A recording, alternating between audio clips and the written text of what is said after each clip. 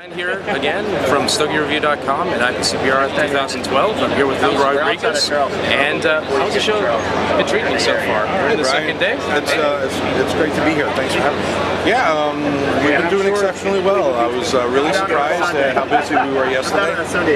We were really busy the first hour of the show. We did more than we did like almost the entire show last year, so it's gone exceptionally well. The name's getting out there, a lot more recognition, and yeah, I'm really happy with the way things have progressed. It's good. So what's happening?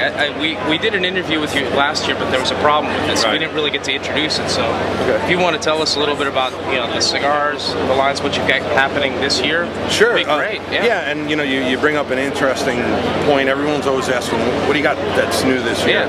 And we're really not a company that comes out with new stuff, because all of my cigars are new to a lot of folks.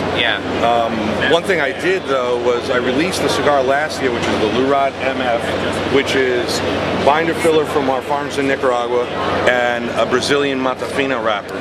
I had made a small run last year of those, and I wasn't planning on redoing them. And I've gotten a pretty large group of people that are requesting that I continue to make that. So that may be incorporated into the line. But we're not going to be coming out with Christmas blends and every 6 months new. I like the lines that I have now.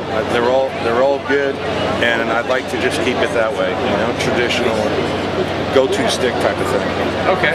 And your current lines, what is the expanse of your current lines? Sure. The easiest way, I don't know if you could do it on a brochure, but I essentially have 3 lines. I started off as a Maduro-only company, because that's what I like to smoke, and I made the cigars for myself. And I think those are the ones I did have from last year, And I'm a 50 ring gauge type of guy. I'm not a big ring gauge guy, but I started getting requests for 6x60, so I have 1 or 2 thrown in there. Well, last year before the show, my godfather, who runs the farm, Gregorio Vasquez, was like, there's no way I could let you go to IPCPR with just Maduro only. Who's ever heard of a Maduro only company? I'm like, what's the matter with just having a Maduro only company? But him and my wife strong-armed me into expanding the lines. So then now we have a Connecticut, and we have Habano Rosado. I'm also a big fan of box press cigars. So all my cigars are box press except the Connecticut. It's a thin wrapper, so I don't want them to crack. So I see here you've got the Ecuadorian Habano Rosado wrapper on this one, the Ecuadorian Connecticut on this, San Andreas on this one. Right, and then the Brazilian Matafina, which is not on here because originally that was just a short run.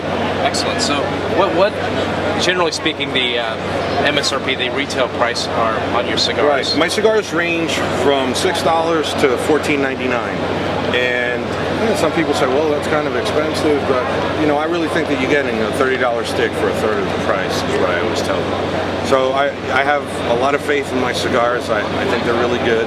It's the only thing I smoke. I smoke only my own cigars. I never smoke anything else, and if someone's giving me a cigar, I hope they don't get angry, they're not listening. But I smoke 10 a day. It's only my own stuff. And hey, at least we know you like it, because some people make stuff they don't like. I've heard that. So yeah, no, I make the stuff for myself first, and then everyone else later. Excellent. So, with everything, it's already obviously it's shipping. It's out there. Or with the new one, is that pending, or is that? No, is that everything's out there. Yeah, everything is available. Okay. We have stuff that's always on back orders. The Habano Bellicoso is a very popular seller, as well as the Connecticut Churchill. Those are always on back order. I can't keep them on my shelf. Even the 660 Maduro is always.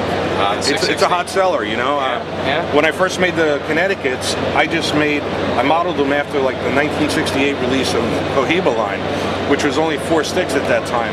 And it was a Panatella, Corona, I think I had Petit Corona, and a Cigarilla, which I didn't make. And again, I got a lot of requests. How come you don't have a Connecticut Churchill? You have to have a Connecticut Churchill. So there are people that like those, but I find that more traditional or educated smokers tend to gravitate towards the smaller ring gauges. Like 42s. I tend to prefer Panatellas. So 50 is the biggest that I'll smoke. Excellent.